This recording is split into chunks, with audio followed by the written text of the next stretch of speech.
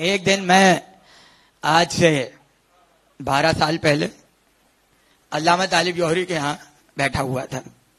نئی نئی ملاقاتیں تھیں تو میں نے ان سے کہا کہ دنیا بھر میں آپ کی لائبریری کی دھوم ہے، تو ہمیں تو آپ نے کبھی اپنی لائبریری نہیں دکھائی.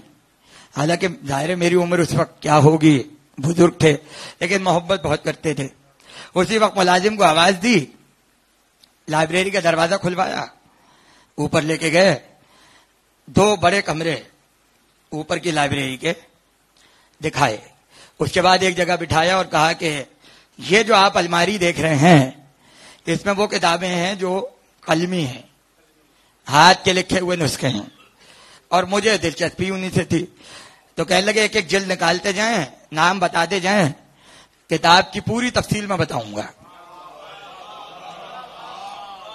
اب میں نے کتاب نکالی، نام پڑھا، زبانی پوری تفصیل بتائی، کہاں سے آئی، کس نے دی، کیا ہوا، کس نے لکھی، کیا خصوصیت ہے. اس طرح سے 3-4 کتابیں میں نے نکالی، تفصیل بتاتے رہے. ایک کتاب ایسی نکلی کہ اس کے شروع کے صفحے غائب تھے، فارسی میں تھی.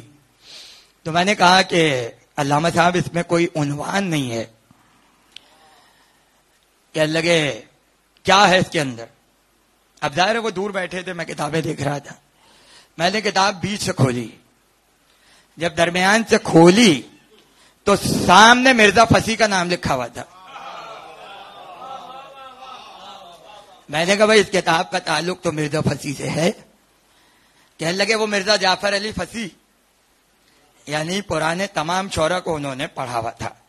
اور کہنے لگے انہوں نے ایک مثنوی لکھی، مثنوی نان و نمک، انہی کی لکھی ہوئی ہے. اب میں نے اوراق جب پلٹنا شروع کیے، کتاب نثر میں تھی، شاعری میں نہیں تھی. تو پتا چلا کہ مرزا فصیح جب مکے میں تھے اور ہندوستان کے مومنین جب حج بدل کی رقم بھیجتے تھے یا عمرے کے پیسے دیتے تھے یا کسی کار خیر میں مدد کرتے تھے، تو جو خط و کتابت ہوتی تھی وہ سارے خط اس کے اندر تھے. تو میں نے ان سے کہا کہ یہ میں نے آج تک کسی کتاب میں اس مجموعے کا ذکر نہیں پڑھا، اور یہ شاید دنیا کا واحد نسخہ ہے. تو مجھے آپ اجازت دیں کہ میں اس کی فوٹو اسٹیٹ کرا لوں. اتنی موٹی کتاب تھی. کہنے لگے چلے جائیے. انچولی میں ایک دکان تھی، وہاں گئے، کتاب کی فوٹو اسٹیٹ کرائی. 3-4 گھنٹے لگے، کتابوں کو واپس کی. گھر آ کر پوری رات اس کتاب کو پڑھا. فارسی میں تھی، خطوط تھے، اور کمال یہ تھا کب خط لکھا گیا، کس تاریخ کو پہنچا. پہلے لفافے کی عبارت، اس کے بعد خط، پھر خط کا جواب، پھر دوسرا خط، پھر اس کا جواب، پھر دوسرا خط.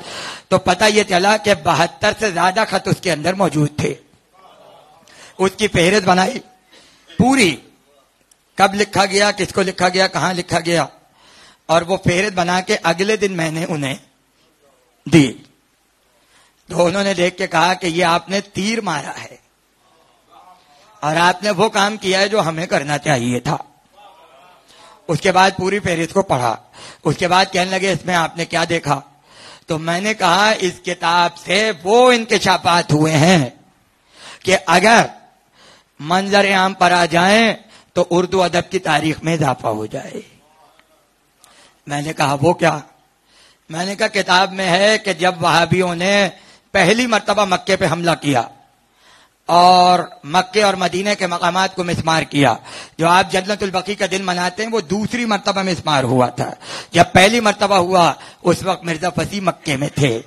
ابو طالب کے روضے کو بنانے کے لیے ہندوستان کے جن لوگوں نے رقمیں بھیجی تھیں اور اس کے لیے جتنی خط و کتابت ہوئی تھی وہ سارے خطوط اس کے اندر تھے. ان خطوط سے پتا چلا کس نے کتنے پیسے بھیجے تھے اور کتنی رقم خرچ کر کے حضرت ابو طالب کا روضہ تعمیر ہوا تھا. مرزا فصیح آقا کی حیثیت سے روضہ نہیں بنوا رہے تھے، جد کی حیثیت سے بنوا رہے تھے، کیونکہ اولاد عقیل میں تھے. وہ پوری تفصیل اس کے اندر تھی. ان کی کتنی اولادیں پوری تفصیل اس کے اندر تھی. اور جتنے علماء سے ان کے تعلقات تھے اور جو حج کی سرگرمیاں تھیں. ہوتا کیا تھا اس زمانے میں حج پر؟ کیسے لوگ ہوٹل میں اترتے تھے، کیسے سواریاں آتی تھیں، کتنا کرایہ دیا جاتا تھا، ہوٹلوں کو کرایہ کیا ہوتا تھا، بازار میں کیا کیا چیزیں بکتی تھیں، ہندوستانی مسافر کہاں ٹھہرتے تھے، مرزا فصیح کس محلے میں رہتے تھے، ساری چیزیں اس خط کے ذریعے سامنے آ گئیں. اور جب آخری خط میں نے پڑھا تو آخری خط میں مرزا فصیح کے بیٹوں نے یہ لکھا تھا کہ ربیع الاول کی 15 تاریخ کو ہمارے والد کا انتقال ہو گیا ہے، لہذا آئندہ کوئی خط لکھنے کی زحمت نہ فرمائیے گا. اگر یہ خط نہ ملتا تو تاریخ دریافت نہ ہوتی.